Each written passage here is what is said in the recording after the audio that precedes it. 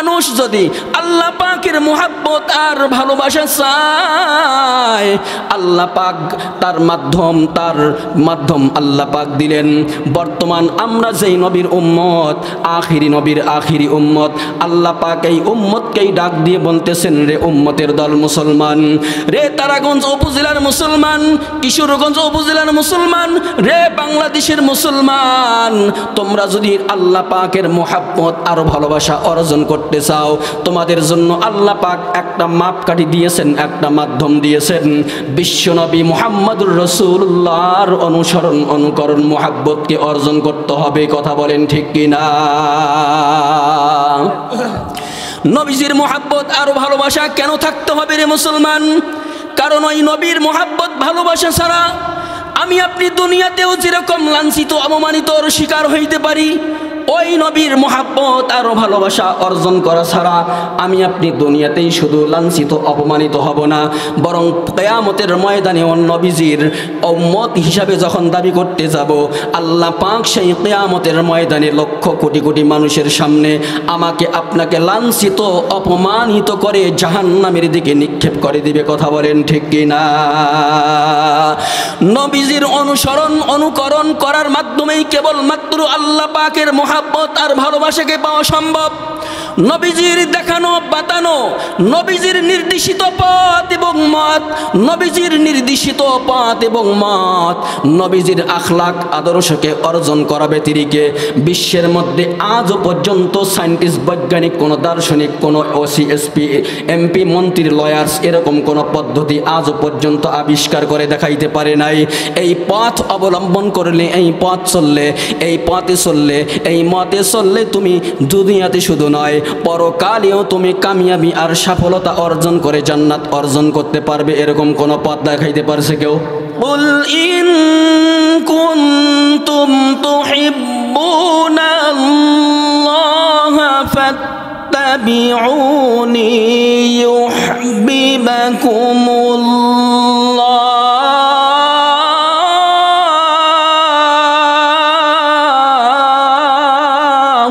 ويغفر لكم ذنوبكم والله غفور رحيم।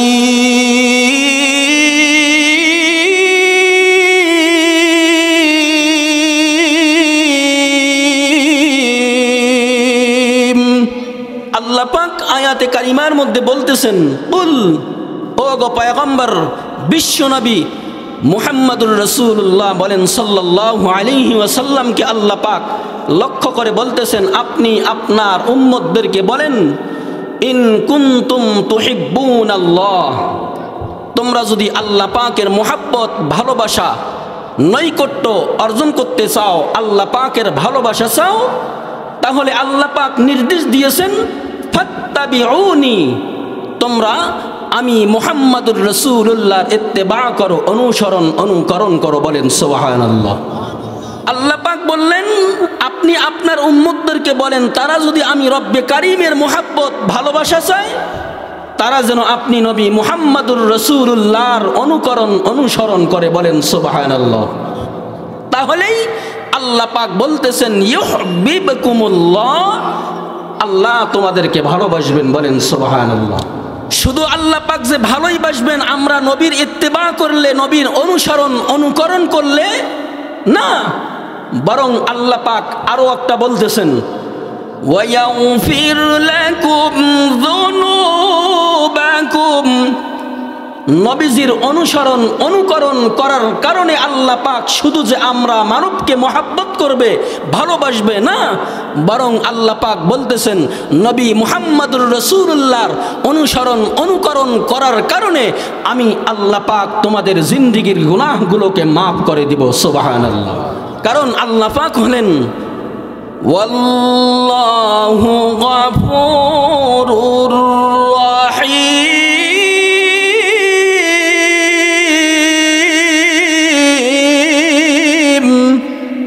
কারণ আল্লাহ পাক একদিকে যেরকম গফুর, অপরদিকে আল্লাহ পাক রহমানুর রহিম। বলেন সুবহানাল্লাহ। এজন্য আল্লাহ পাক এই মানব জাতি তথা আখিরি উম্মতগুলোকে আল্লাহ পাক একটা বিধান দিলেন, তোমরা যদি আমি আল্লাহ পাকের মোহাব্বত, নৈকট্য, ভালোবাসা চাও, আমার পক্ষ থেকে প্রেরিত সাইয়্যিদুল মুরসালিন খাতামুন নবিয়্যিন নবী মুহাম্মদুর রাসূলুল্লাহর আদর্শকে অনুসরণ করো, অনুকরণ করো, তাহলে আমি আল্লাহ পাক তোমাদেরকে মোহাব্বত শুধু করব না, বরং তোমাদের জিন্দেগীর সব গুনাহ খুতুরগুলোকে মাফ করে দেব। বলেন সুবহানাল্লাহ। হাদিসে পাকের মধ্যে আল্লাহর পয়গম্বর বলেন, কোনো একজন মানুষ অতক্ষণ পর্যন্ত কামেল, মুকাম্মাল, ইমানদার, মুমিন হতে পারবে না যতক্ষণ পর্যন্ত একজন মুমিন তার অন্তরের ভিতরে আমি নবী মুহাম্মদুর রাসূলুল্লাহর মুহাব্বত আরো ভালোবাসা, তার অন্তরের মধ্যে তার স্ত্রী, সন্তান, ধন সম্পদ সব কিছু, আসমান জমিনের মধ্যে যা কিছু আছে, এই সব কিছুর থেকে সব থেকে বেশি মোহাব্বত আর ভালোবাসা যদি আমি নবীর তার অন্তরের ভিতরে নিয়ে আসতে পারে, ফিট করতে পারে, তাহলে কেবলমাত্র সে একজন কামেল, মোকাম্মাল, মুমিন, ইমানদার হতে পারবে। বলেন সুবহানাল্লাহ। মুহতারাম হাজরিন, খুব গভীরভাবে আমার কথার প্রতি ফলো করেন। জন্মগতভাবেও কিন্তু আল্লাহ পাক এই পৃথিবীর মধ্যে প্রথম মানুষ যাকে আল্লাহ পাক প্রেরণ করেছিলেন, সাইয়্যিদিনা আদম আলাইহিস সালাম, মা হাওয়া আলাইহিস সালাম থেকে শুরু করে নিয়ে পৃথিবীর মধ্যে আল্লাহ পাক আজ পর্যন্ত, শুধু নয় কিয়ামতের সিংহায় ফুৎকার দেওয়ার মুহূর্ত পর্যন্ত যতগুলো মানুষ আসছেন এবং সামনে যেই মানুষগুলো আসবেন, প্রত্যেকটা মানুষকে আল্লাহ পাক জন্মগতভাবে দুইটা বৈশিষ্ট্য দিয়ে আল্লাহ পাক প্রেরণ করেন। একটা হলো প্রত্যেকটা মানুষের কলবের ভিতরে তার মা বাবার প্রতি একটা মোহাব্বত আরো ভালোবাসা দিয়ে আল্লাহ পাক প্রেরণ করেন। কথা বলেন ঠিক কিনা? এজন্য তো দেখবেন যখন কোনো মা বোন সন্তান জন্ম দেয়, সন্তান জন্ম দেওয়ার, ভূমিষ্টি দেওয়ার যে একটা কষ্ট, এখন তো অত্যাধুনিক যুগের আমাদের মা বোনেরা সিজার ছাড়া কিছু বোঝে না, কিন্তু আগে আমার নানি দাদিদের ইতিহাস দেখবেন 10টা 15টা পর্যন্ত সন্তান জন্ম দিয়েছে, কোনো সিজারের প্রয়োজন হয় নাই, হুকুম হয়েছে, সন্তান ভূমিষ্ঠ হয়ে গিয়েছে। কথা বলেন ঠিক কিনা?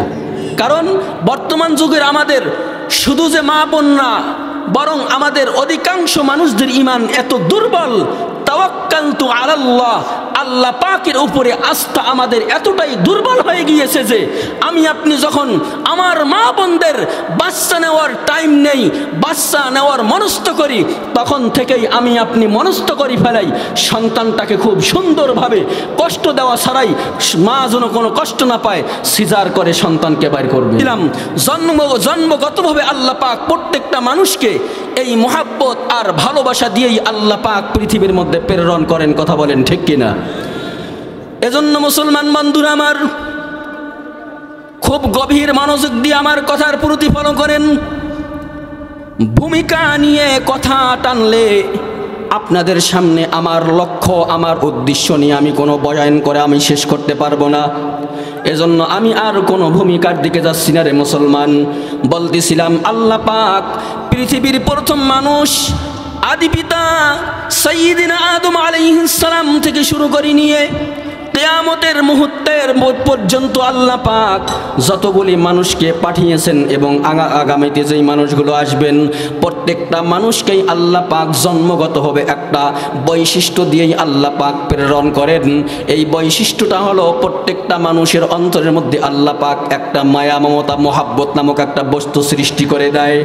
সন্তান জন্ম নেওয়ার পরে দিয়ে যখন মা ওই যে 10 মাস 10 দিন ধরে সন্তানকে যে পেটের মধ্যে ধরে বহন করেছিল, এই সন্তান ভূমিষ্ঠি দেওয়ার যে একটা কষ্ট, একটা যেরকম একটা কষ্ট হয়, এই সব শুধু কষ্ট, এই কষ্টটাই শুধু নয়, 10 মাস 10 দিন ধরে যেই কষ্টটা ছিল, এই সব কষ্টগুলোকে মা যখন সন্তানকে ভূমিষ্ঠ করেন, সন্তান ভূমিষ্ঠ হওয়ার পরে দিয়ে যখন মা ওই সন্তানের দিকে নজর করে, দৃষ্টি করে, মুসলমান আল্লাহ পাক মায়ের ওই সন্তানের দিকে দৃষ্টি করার মাধ্যমে মায়ের অন্তর থেকে 10 মাস 10 দিনের কষ্টের সব বিষয়গুলোকে আল্লাহ পাক ধুয়ে মুছে ডিলিট করে দেয়।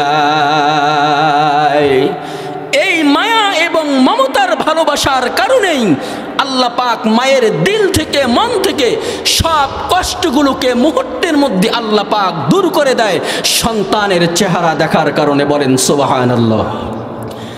এজন্য মুহাব্বত আর ভালোবাসা এমন একটা বস্তু আল্লাহ পাক দিয়েছেন, প্রত্যেকটা নবীর জামানায় প্রত্যেকটা নবী এবং উম্মতের মধ্যেও আল্লাহ পাক এই মায়া মমতা এবং ভালোবাসা নামক একটা বৈশিষ্ট্য আল্লাহ পাক দান করেছিলেন। রে মুসলমান, ভাগ্যবান এবং কামিয়াবি সফলতার দ্বার প্রান্তে পৌঁছতে পারছিল কেবলমাত্র ওই মানুষগুলো, ওই জাতিগুলো, ওই গোষ্ঠীগুলো, ওই মানুষগুলোই কেবলমাত্র সফলতার দ্বার প্রান্তে পৌঁছতে পারছিল যেই মানুষগুলো তাদের জমানার নবীর মুহাব্বত আর ভালোবাসাকে তাদের দিলের মধ্যে অন্তরের মধ্যে জায়গা করে দিতে পারছিল। কেবলমাত্র ওই মানুষগুলোই সফলতা আর কামিয়াবির দ্বার প্রান্তে পৌঁছতে পারছিল। কথা বলেন ঠিক কিনা? বুঝি থাকলে জানা থাকলে উত্তর করবেন। বলুন তো দেখি, আদম পয়গম্বর থেকে নিয়ে আমাদের নবী বিশ্ব নবী রহমাতুল লিল আলামিন সাহিবুল কাউসার নবী মুহাম্মদুর রাসূলুল্লাহ সাল্লাল্লাহু আলাইহি ওয়াসাল্লাম পর্যন্ত এই যত সমস্ত নবী রাসূলকে আল্লাহ পাক প্রেরণ করেছিলেন, যেই উম্মতগুলো তাদের জমানার নবীর বিরোধিতা করেছিলেন, নবীর কথা মানে নাই, নবীর অনুসরণ করে নাই, নবীর সঙ্গে বিরোধিতা করেছিল, নবীর সঙ্গে বেয়াদবি করেছিল, নবীর সঙ্গে সব সময় খারাপ আচরণ করেছিল। রে মুসলমান, বলুন তো দেখি ওই মানুষগুলো দুনিয়ার মধ্যে লাঞ্ছিত অপমানিত হয়েছে নাকি সম্মানিত হয়েছে? কথা বলেন, কথা বলেন। অপমানিত, শুধু অপমানিত হয় নাই, লাঞ্ছিত হয় নাই, বরং আল্লাহ পাক ওই জাতীয় মানুষগুলোরে আল্লাহ পাক এমন অপদস্থ আর লাঞ্ছিত করেছে যে আল্লাহ পাক তাদেরকে দুনিয়াতেই দেখিয়ে দিয়েছে যে আল্লাহ পাকের হুকুম লঙ্ঘনকারীকে আল্লাহ পাক কিয়ামতের পরে দিয়ে জাহান্নামের মধ্যে আল্লাহ পাক কি পরিমাণের শাস্তি দিতে পারে। কথা বলেন ঠিক কিনা? এজন্য তো আদম আলাইহিস সালাম থেকে নিয়ে আমাদের নবী পর্যন্ত যেই মানুষগুলো নবীদের অনুকরণ না করে নবী পয়গম্বরদের বিরোধিতা করেছিল, তাদের পরিণতির দিকে লক্ষ্য করলেই বোঝা যায় আল্লাহ পাক যত সমস্ত নবী রাসূল পয়গম্বরকে আল্লাহ পাক নাজিল করেছিলেন, এই সমস্ত নবী রাসূল পয়গম্বরদেরকে নাজিল করার মাধ্যমে আল্লাহ পাকের একটা মুহাব্বত এবং ভালোবাসা বান্দার মধ্যে আল্লাহ পাক বিস্তার করার জন্য নাজিল করেছিলেন। কথা বলেন ঠিক কিনা? মুসলমান, এজন্যই তো আল্লাহ পাক আয়াতে কারিমার মধ্যে বলতেছেন, কোন মানুষ যদি আল্লাহ পাকের মুহাব্বত আর ভালোবাসা চায়, আল্লাহ পাক তার মাধ্যম আল্লাহ পাক দিলেন। বর্তমান আমরা যেই নবীর উম্মত, নবীর আখিরি উম্মত, আল্লাহ পাক এই উম্মতকেই ডাক দিয়ে বলতেছেন, রে উম্মতের দল মুসলমান, রে তারাগঞ্জ উপজেলার মুসলমান, কিশোরগঞ্জ উপজেলার মুসলমান, রে বাংলাদেশের মুসলমান, তোমরা যদি আল্লাহ পাকের মুহাব্বত আর ভালোবাসা অর্জন করতে চাও, তোমাদের জন্য আল্লাহ পাক একটা মাপকাঠি দিয়েছেন, একটা মাধ্যম দিয়েছেন। বিশ্বনবী মুহাম্মদুর রাসূলুল্লাহর অনুকরণ মুহাব্বতকে অর্জন করতে হবে। কথা বলেন ঠিক কিনা? নবীজির মুহাব্বত আর ভালোবাসা কেন থাকতে হবে রে মুসলমান? কারণ ওই নবীর মুহাব্বত ভালোবাসা ছাড়া আমি আপনি দুনিয়াতেও যেরকম লাঞ্ছিত অপমানিতর শিকার হইতে পারি, ওই নবীর মুহাব্বত আর ভালোবাসা অর্জন করা ছাড়া আমি আপনি দুনিয়াতেই শুধু লাঞ্ছিত অপমানিত হব না, বরং কিয়ামতের ময়দানে নবীজির উম্মত হিসাবে যখন দাবি করতে যাব, আল্লাহ পাক সেই কিয়ামতের ময়দানে লক্ষ কোটি কোটি মানুষের সামনে আমাকে আপনাকে লাঞ্ছিত অপমানিত করে জাহান্নামের দিকে নিক্ষেপ করে দিবে। কথা বলেন ঠিক কিনা? নবীজির অনুকরণ করার মাধ্যমেই কেবলমাত্র আল্লাহ পাকের মুহাব্বত আর ভালোবাসাকে পাওয়া সম্ভব। নবীজির দেখানো বাতানো, নবীজির নির্দেশিত পথ এবং মত, নবীজির আখলাক আদর্শকে অর্জন করা ব্যতিরিকে বিশ্বের মধ্যে আজও পর্যন্ত সায়েন্টিস্ট, বৈজ্ঞানিক, কোনো দার্শনিক, কোনো ওসিএসপি, এমপি, মন্ত্রী, লয়ার্স এরকম কোনো পদ্ধতি আজও পর্যন্ত আবিষ্কার করে দেখাইতে পারে নাই। এই পথ অবলম্বন করলে, এই মতে চললে তুমি দুনিয়াতে শুধু নয় পরকালেও তুমি কামিয়াবি আর সফলতা অর্জন করে জান্নাত অর্জন করতে পারবে। এরকম কোন পথ দেখাইতে পারছে কেউ? কথা বলেন, দেখাইতে পারছে? আমার আপনার জ্বর সর্দি সাধারণ কোনো অসুস্থতা থেকে শুরু করে নিয়ে শারীরিক কোনো বড় ধরনের কোনো রোগের মধ্যে আমি আপনি আক্রান্ত হই না কেন, অথবা সাংসারিক কোনো ঝামেলার মধ্যে পড়ি না কেন, দুনিয়ার বা দুনিয়াবি কোনো কাজের সমস্যার মধ্যে পড়ি না কেন, আবাদ মৌসুম করার ক্ষেত্রে কোনো সমস্যার সম্মুখীন হই না কেন, এরকম দুনিয়াদারি হোক, শারীরিক কোনো অসুস্থ হোক, এই দুনিয়াদারি কোনো কাজ থেকে শুরু করে নিয়ে শারীরিক কোনো অসুস্থতা থেকে শুরু করে নিয়ে এই সব সমস্যাগুলোকে সমাধানের জন্য ডক্টরস, ইঞ্জিনিয়ার্স, মাস্টার এরকম যে কোনো মানুষের কাছে গিয়ে আমি আপনি এর সমাধান নিতে পারবো। কথা বলেন ঠিক কিনা? আমি আপনি যে কেউ ভুট্টা লাগাইলাম, খুব গভীর মনোযোগ দিয়ে বুঝবেন, আলু রোপণ করলাম, যে কোনো শস্যাদি আবাদ শুরু করলাম রে মুসলমান, কিন্তু আমি আপনি প্রথম সিজন, প্রথম জীবনের প্রথম কেবলমাত্র আলু রোপণ করেছি, জীবনে কোনোদিন আলু রোপণ করি নাই, আলু লাগাই নাই। এরকম কোনো মানুষ যদি আলু লাগায়, আলু আবাদ শুরু করে দেয় জীবনের প্রথম, কিন্তু আলু আবাদ করতে গিয়ে, ভুট্টা আবাদ করতে গিয়ে সে এমন মুসিবতের মধ্যে পড়ে গেছে, কোন কোন ঔষধগুলো প্রয়োগ করলে, কোন কোন এরকম কীটনাশকগুলো ব্যবহার করলে তার এই আবাদটা খুব সুন্দর হবে। এক পর্যায়ে তার আবাদের ফসলগুলো নষ্ট হওয়ার দিকে চলে যাচ্ছে, দিন দিন দিন দিন সবগুলো চিকন হয়ে যাচ্ছে, আলুর গাছ দিন দিন লাল হয়ে যাচ্ছে, কিন্তু এরকম কোনো সে পদ্ধতি পাচ্ছে না। বাধ্য হয়ে এই লোকটি কি করবে? আলু বিষয়ক যেই লোকটা খুব ভালো জানে, ভুট্টা আবাদ করার ক্ষেত্রে যেই লোকটা খুব বেশি জ্ঞানী, এই সম্পর্কে যেই লোকটা খুব ভালোভাবে জানে, অবশ্যই ওই লোকটার কাছে গিয়ে তার সমাধান চাবে। কথা বলেন, চাবে কি চাবে না? শারীরিক অসুস্থতার কারণে যেরকম আমরা ডাক্তারদের কাছে গিয়ে সমাধান চাই, আমার এই সমস্যা লাগতেছে, ডাক্তার যদি আমার আপনার বর্ণনা শোনার পরেও শারীরিক অবস্থাটার এরকম পর্যায়টা বুঝতে না পারে, ডাক্তার বাধ্য হয়ে কি করে? আমাকে আপনাকে এরকম কিছু টেস্ট দেয়, এই টেস্টগুলো করে নিয়ে আপনি রিপোর্টগুলো নিয়ে আসেন। আপনার টেস্টের রিপোর্ট দেখার পরে দিয়ে ডক্টরস আমাকে আপনাকে এরকম কিছু মেডিসিন লিখে দেয়, এই মেডিসিনগুলো ব্যবহার করো, এইগুলোকে ব্যবহার করো, খাও, কিছুদিন গেলেই তুমি এই মেডিসিনগুলো খাইলে তুমি সুস্থ হয়ে যাবে। কথা বলেন ঠিক কিনা? কিন্তু মুসলমান বন্ধুরা আমার, জানা থাকলে সঠিক অ্যান্সার করবেন।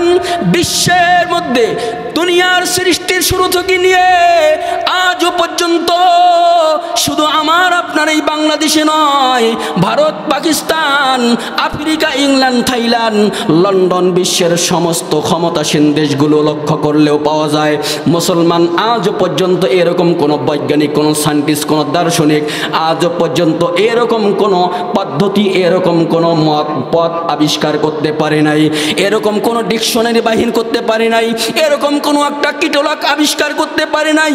এইটা অনুসরণ করলে, এই কিতাবটার, এই বইটার, এই কিটলকটার বিধানগুলোকে তোমার জীবনে নিয়ে আসতে পারলে তোমার সুন্দর একটা চরিত্র, সুন্দর একটা আদর্শ অর্জন করতে পারবে। বলেন, এরকম কোনো একটা কিটলককে আবিষ্কার করে দেখাইছে? বৈজ্ঞানিকদের মধ্যে কোনো বৈজ্ঞানিক, সব থেকে ক্ষমতাসীন আমেরিকা নাসা বৈজ্ঞানিক, কিছুদিন আগে জানা গেল, কয়েকদিন আগে, যে তারা নাকি আসমানের আল্লাহ পাকের ফেরেশতাগুলো আছে, এরা যে আল্লাহর জিকির করতেছে, আল্লাহ পাকের জিকিরের আওয়াজের শব্দও নাকি তারা শুনতে পাইছে, সেটাকেও তারা রেকর্ড করে 2 দিন ধরে অনলাইন, ফেসবুক, ইউটিউব এগুলির মধ্যে দেখা যাচ্ছে। এটাও নাকি তারা রেকর্ড করছে।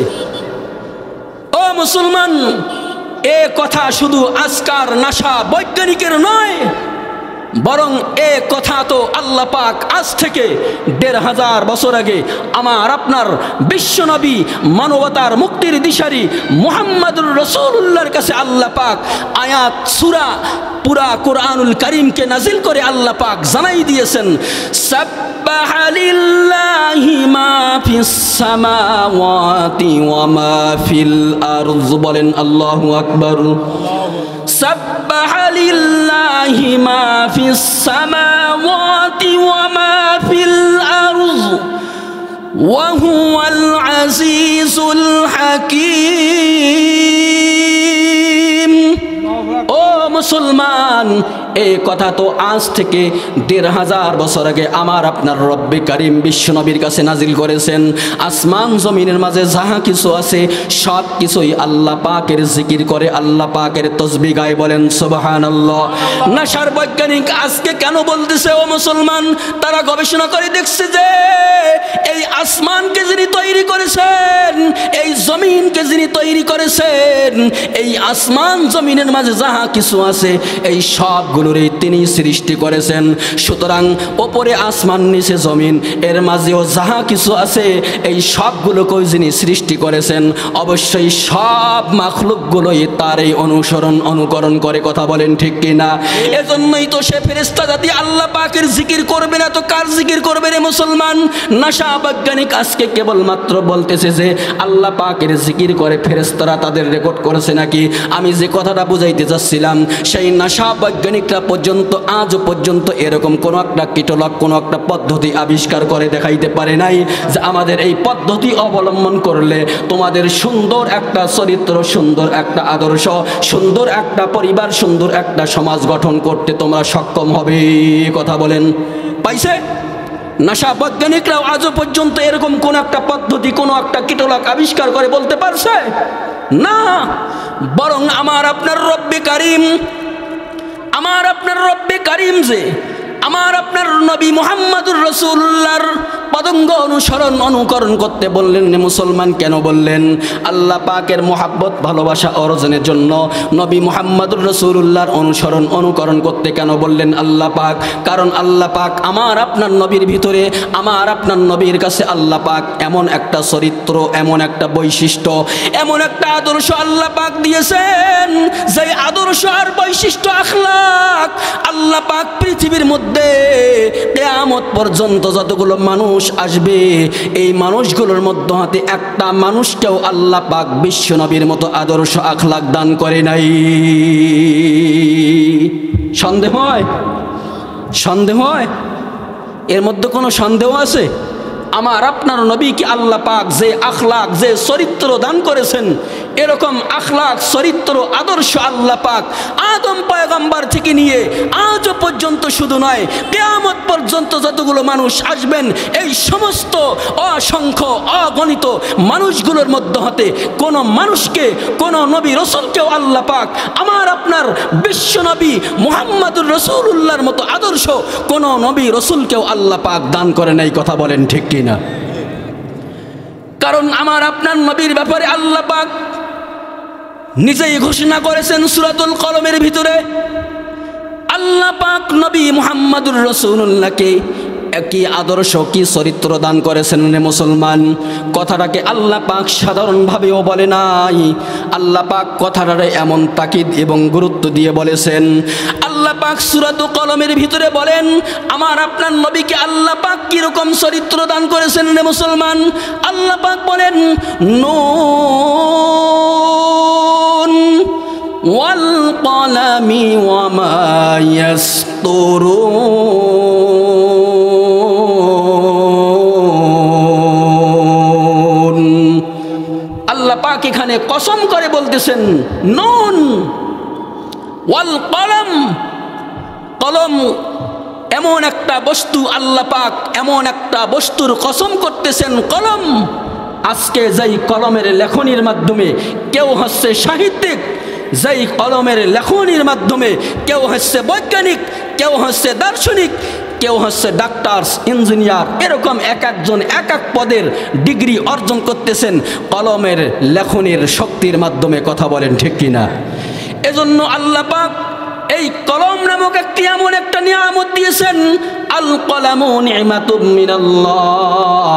কলম আল্লাহ পাকের পক্ষ থেকে এমন একটা নিয়ামত, নিয়ামাতুন আযীমাতুন ফিদ দুনিয়া। এই দুনিয়ার মধ্যে সব থেকে একটা গুরুত্বপূর্ণ বড় ধরনের নিয়ামত হলো কলম, কথা বলেন ঠিক কিনা? এই কলমের লেখার মাধ্যমে একজন মানুষ নিচু থেকে উপর পর্যায়ে চলে যায়, আবার এই কলমের একটা সিগনেচারের মাধ্যমে একটা মন্দিরকে মুহূর্তের মধ্যে ফকির করে দেওয়া যায়, কথা বলেন ঠিক কিনা? যায় কি যায় না? এজন্য আল্লাহ পাক এই কলমের কসম করে বলতেছেন এবং কলমের লেখনির কসম করে আল্লাহ পাক কলম দিয়ে যাহা লেখা হয় এগুলোর কসম করে আল্লাহ পাক বলতেছেন ওয়াল কলামি ওয়া يسترون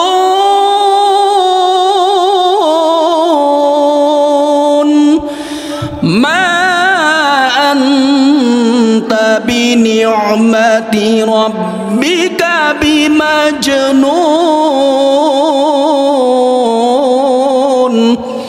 وإن لك لأجرا غير ممنون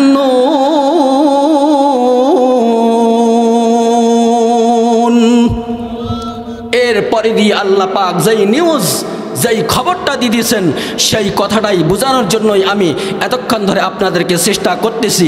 আল্লাহ পাক এই কসম করে বলতেছেন ওয়া ইন্নাকা লাআলা খুলুকিন আযীম।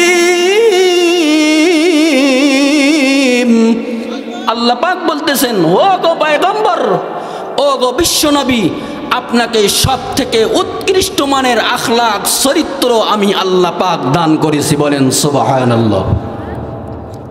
এজন্য আমি আপনাদেরকে বারবার এই কথাটা বোঝার চেষ্টা করতেছি, দুনিয়ার শুরু থেকে নিয়ে আজ পর্যন্ত এরকম কোনো একটা পদ্ধতি, কোনো একটা কিতাব, কোনো একটা সেকশন, কোনো একটা পদ্ধতি, পথ কেউ আজও পর্যন্ত দেখাইতে পারে নাই যে এই পথ, এই মত, এই কেটলকের অনুসরণ করে চললে আমার আপনার জীবন আদর্শ সুন্দর হবে, উত্তম চরিত্র হবে। কিন্তু আল্লাহ পাক বলতেছেন নবী মুহাম্মদ রাসূলুল্লাহকে আল্লাহ পাক সব থেকে উত্তম, সব থেকে উৎকৃষ্ট মানের আখলাক চরিত্র দান করেছেন। এখন তাহলে আপনারা বুঝে থাকলে সঠিক উত্তর করবেন, যেই নবীকে আল্লাহ পাক সব থেকে উৎকৃষ্ট মানের, সব থেকে উত্তম আদর্শ চরিত্র আল্লাহ পাক দান করেছেন, সেই নবীর অনুকরণ করলে আমার আপনার চরিত্র উন্নত হবে না অউন্নত হবে? কথা বলেন। সেই নবীর অনুসরণ মহাব্বত যদি অর্জন করতে পারি, আমার আপনার চরিত্র, আমার আপনার আদর্শ উন্নতির দিকে যাবে নাকি নষ্টের দিকে যাবে? ও মুসলমান, এজন্যই আল্লাহ পাকের মহাব্বত আরো ভালোবাসা অর্জনের মাধ্যম আল্লাহ পাক করলেন সেই বিশ্বনবী মুহাম্মদুর রাসূলুল্লাহর অনুকরণ করাকেই বলেন সুবহানাল্লাহ। ও মুসলমান, কেন রে সেই নবী মুহাম্মদুর রাসূলুল্লাহর অনুসরণ করবে রে মুসলমান? শুধুই যে আল্লাহ পাকের মহাব্বত আর ভালোবাসা অর্জনের জন্যই না, না রে মুসলমান।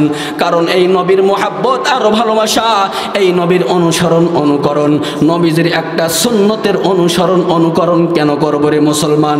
নবীজির সুন্নতকে যদি অনুসরণ না করি, আমি আপনি জিন্দেগির যতগুলো ইবাদত, নামাজ, বন্দেগি, হজ, যাকাত পালন করি না কেন, যদি আমার আপনার ইবাদতের মধ্যে নবীজির সুন্নতকে না থাকে, নবীজির সুন্নতকে নিয়ে যদি নামাজ না পড়ি, নবীজির সুন্নত নিয়ে যদি রোজা না রাখি, নবীজির সুন্নতকে যদি ফলো না করি, নবীজির সুন্নতকে যদি গুরুত্ব না দেই রে মুসলমান, আল্লাহ পাক কশিনকালেও আমার আপনার জিন্দেগির কোনো ইবাদতকে গ্রহণ করবে না। কথা বলেন ঠিক কিনা?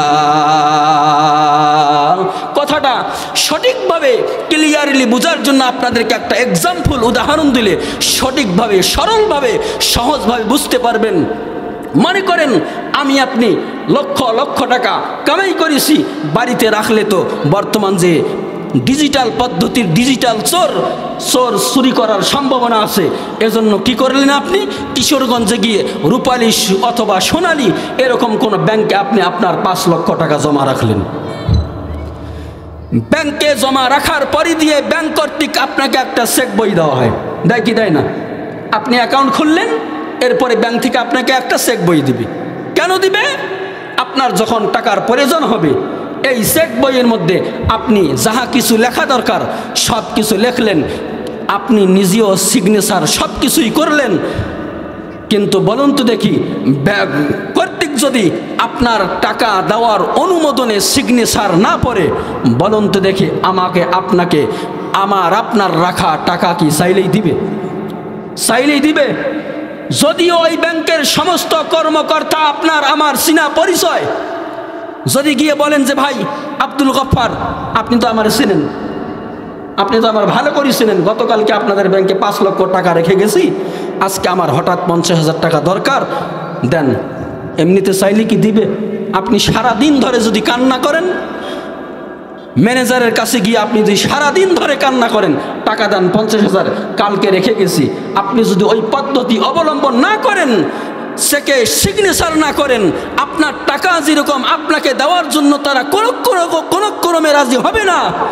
আপনার আমার জিন্দিগির সমস্ত ইবাদতের মধ্যে যতক্ষণ না মুহাম্মাদুর রাসূলুল্লাহর সুন্নত নামক সিগনেচার থাকবে না, নামাজের মধ্যে বিশ্বনবীর সুন্নতের সিগনেচার থাকবে না, রোজার মধ্যে নবীজির সুন্নত নামক সিগনেচার থাকবে না, সমস্ত ইবাদতের মধ্যে যদি নবী মুহাম্মাদুর রাসূলুল্লাহর সুন্নত নামক সিগনেচার না থাকে, ওই ইবাদত আল্লাহ পাক কখনোই গ্রহণ করবে না। কথা বলেন ঠিক কিনা?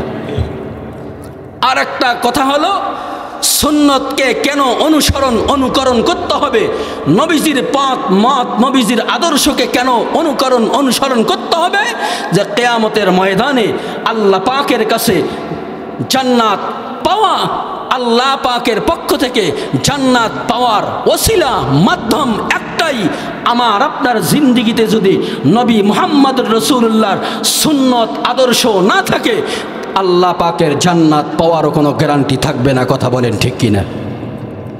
কারণ এই নবীকে আল্লাহ পাক সাধারণ কোনো নবী পয়গম্বরদের মতো আল্লাহ পাক পাঠান নাই। নবী মুহাম্মদুর রাসূলুল্লাহ সাল্লাল্লাহু আলাইহি ওয়াসাল্লামকে আল্লাহ পাক সাইয়্যিদুল মুরসালিন খাতামুন নবিয়্যিন আল্লাহ পাক বৈশিষ্ট্য দিয়েছেন রে মুসলমান। সাইয়্যিদুল কাউনাইনে খতমুল মুরসালিন, সাইয়্যিদুল কাউনাইনে খতমুল মুরসালিন, আখিরা মদবুদে ফখরুল আউয়ালিন, শুধু ওয়াজুদাশ রহমাতাল লিল আলামিন, মসজিদে ও শুধু হামারু এ জমিন। মুসলমান, নবী মুহাম্মদুর রাসূলুল্লাহকে আল্লাহ পাক সাইয়্যিদুল মুরসালিন হিসাবে পাঠিয়েছেন এজন্যই, কারণ ওই নবীর মাধ্যমেই আল্লাহ পাক, ওই নবীর দরখাস্ত আবেদনের মাধ্যমেই আল্লাহ পাক কিয়ামতের দিনের হিসাব নিকাশের কার্যক্রমকে আল্লাহ পাক আরম্ভ করবেন, শুরু করবেন। ওই নবীর মাধ্যমেই আল্লাহ পাক জান্নাতের সদর গেটটারে আল্লাহ পাক খুলেইবেন। কথা বলেন ঠিক কিনা? আজকে যদি আমি আপনি সেই নবীর জিন্দিগিকে অনুসরণ না করি, সেই নবীর মহাব্বত আর ভালোবাসারে অনুকরণ না করি রে মুসলমান, তাহলে কিয়ামতের ময়দানে ওই নবীর উম্মতের মধ্যে কেমনে করে আমি আপনি শামিল হব, আর কেমনে করে ওই নবীর উম্মত হিসাবে জান্নাতে যাইতে পারবো? কথা বলেন ঠিক কিনা? ও মুসলমান, আজকে আমি আপনি শুধু নাম কাওয়াস্তে মুসলমান ইমানদার বলে দাবি করি রে মুসলমান, কিন্তু নবী মুহাম্মদুর রাসূলুল্লাহ সাল্লাল্লাহু আলাইহি ওয়াসাল্লামের মহব্বত আর ভালোবাসা আমার আপনার অন্তরের ভিতরে কতটুকু আছে রে মুসলমান? নবীজির সুন্নতের গুরুত্ব আমার আপনার জিন্দেগির ভিতরে কতটুকু আছে? খুব গভীরভাবে লক্ষ্য করলে দেখবেন, শুধু আমি আপনি নবীজির সুন্নতের প্রতি ফলো করি, শুক্রবার আসলে মাথায় একটা সুন্দর টুপি দেই, সুন্দর একটা পাঞ্জাবি পরিধান করে জুমার নামাজ পড়ার জন্য রওনা দেই। কথা বলেন ঠিক কিনা? আর 7 দিনের সপ্তাহের বাকি দিনগুলোর মধ্যে কিন্তু আর টুপিরও ধার ধারি না, পাঞ্জাবি জুব্বারও ধার ধারি না। কথা বলেন ঠিক কিনা? এরকম অনেক মানুষ আছে না? অথচ পয়গম্বরের নবীজির এই সুন্নতগুলোর দাম কত বড়! মুসলমান, পয়গম্বরের সুন্নাত তরিকার মধ্যে একটা ছোট্ট একটা সুন্নত মিসওয়াক করা, ছোট্ট একটা সুন্নত মিসওয়াক। আল্লাহর পয়গম্বরের একটা সুন্নত যদিও ছোট, কিন্তু এর দাম এত বড়, এর দাম এত বড় রে মুসলমান।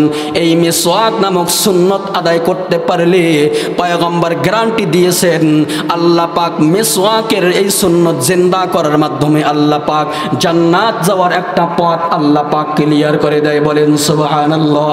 ও মুসলমান, পয়গম্বরের এই সুন্নতের এত দাম, এত গুরুত্ব রে মুসলমান, আজ থেকে বেশি দূরের ইতিহাস নয়। ও মুসলমান, ইহুদিদের মধ্যে হতে একজন বৈজ্ঞানিক এরকম গবেষক ছিলেন। ও মুসলমান, ক্লিনটন একজন বৈজ্ঞানিক এরকম গবেষক ছিলেন।